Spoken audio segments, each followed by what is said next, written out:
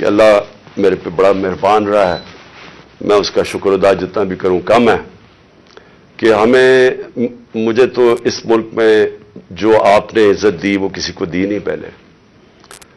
لیکن میں ایک چیز جانتا ہوں کہ میں کسی صورت اگر کسی کا خیال ہے کہ میں ان چوروں کے نیچے مان جاؤں گا، ان کی غلامی، میں واضح کر دوں کہ آخری گیند تک لڑوں گا، آخری اپنی سانس تک ان کا مقابلہ کروں گا.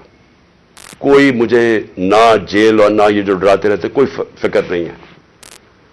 اللہ نے ایمان دیا ہے، ایمان کی قوت دی ہے، اور سب سے بڑی قرآن کی آیت ہے کہ جو لوگ ایمان لے آئے اللہ ان کے خوف دور کر دیتا ہے، ان کو آزاد کر دیتا ہے.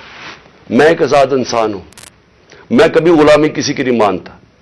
میں لا الہ الا اللہ میرے دل میں ہے.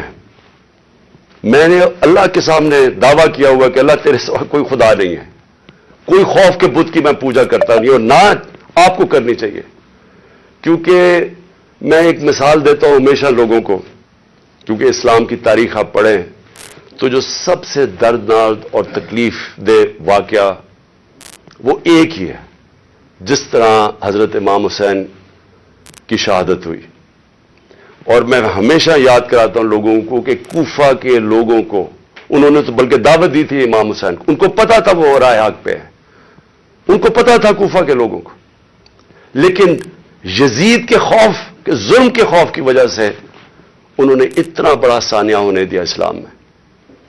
آپ بھی یہ خوف کا بت توڑ دیں، میری طرح آزاد ہو جائیں، اور کسی صورت ان کو نہ قبول کریں.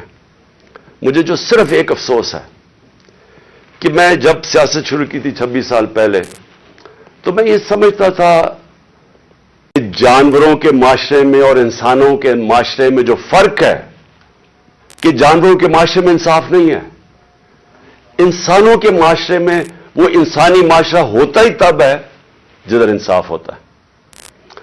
جنگل کا قانون اس کو کہتے ہیں، اس معاشرے کو، اور جس کو دوسرا نام بنانا ریپبلکس دیتے ہیں، جدھر مائٹ از رائٹ ہوتی ہے، جدھر طاقتور قانون سے اوپر ہوتا ہے، جدھر کمزور کو طاقتور سے تحفظ نہیں ملتا. اور اگر آپ دنیا کی تاریخ پڑھیں تو آپ کو ہر جگہ نظر آئے گا کہ جن ممالک کے اندر قانون کی بالادستی بہتر تھی وہ خوشحال تھے. رومن ایمپائر دیکھ لیں، اس سے پہلے گریک سیولائزیشن تھا، جن کا تاریخ جانتی ہے. رومن ایمپائر دیکھ لیں، رومن لاز تھے، قانون تھے. باقیوں کو وہ باربیرینز کہتے تھے کیونکہ وہاں قانون نہیں تھے، وہاں انصاف نہیں تھا. اور ہم جو مسلمانوں کی تاریخ ہے، میں کیوں بار بار جب سے میں پرائم منسٹر بنا میں بار بار آپ کو مدینہ کی ریاست کی بات کرتا رہا، کیونکہ مدینہ کی ریاست کی بنیاد رکھی گئی تھی عدل اور انصاف پہ. جو میرے نبی صلی اللہ علیہ وسلم نے اس قوم کو اٹھایا تھا، 2 سپر پاور تھیں تب بھی، 2 بڑی بڑی طاقتیں تھیں، آدھی دنیا دونوں طاقتوں کی نیچے تھی.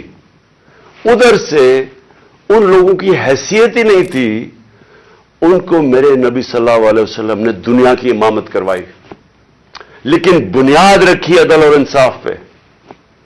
قانون کے سامنے سب ایک برابر. فرمایا کہ میری بیٹی بھی اگر جرم کرے گی تو اس کو سزا ملے گی.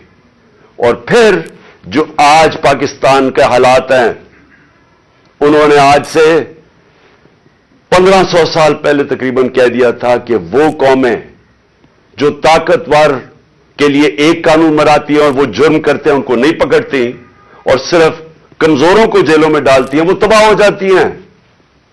یہ میرے نبی نے 1500 سال پہلے کہہ دیا تھا. اور آج میں یہ جو میڈیا آپ کے سامنے آیا ہوں آپ کو یہ بتانے کے لیے کہ جس طرح ہم نماز میں کہتے ہیں نا کہ اللہ ان کے راستے پہ لگا جن کو نعمتیں بخشیں، ان کو نہیں جو تباہی کے راستے پہ نکل گئے. یہ ہم 5 وقت کی نماز میں مانتے ہیں.